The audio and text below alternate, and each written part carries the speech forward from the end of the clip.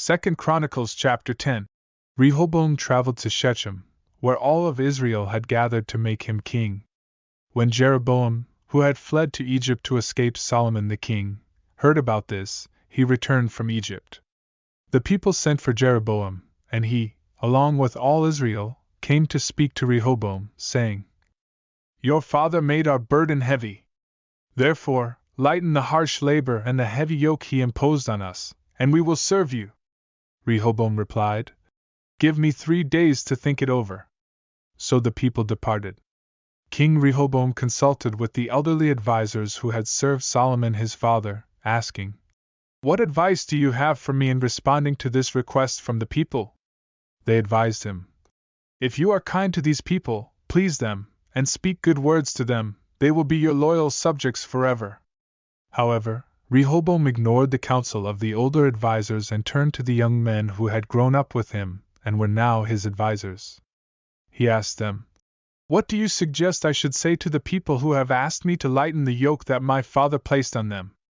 The young advisers replied, "Tell them this: my little finger is thicker than my father's waist.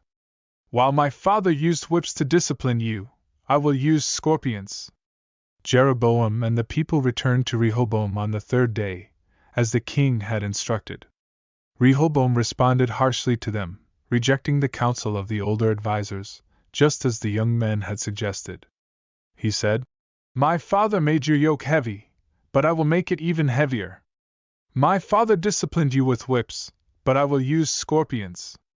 As a result of Rehoboam's stubbornness, the people of Israel rebelled, declaring, "We have no share in David, no inheritance in the son of Jesse. To your tents, O Israel! Look after your own house, David!"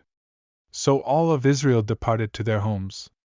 But as for the Israelites who lived in the cities of Judah, Rehoboam continued to rule over them. Then King Rehoboam sent Adoram, who was in charge of the labor force, but the Israelites stoned him to death. In haste, Rehoboam mounted his chariot and fled to Jerusalem. And so, the people of Israel rebelled against the house of David, a division that persisted to this day.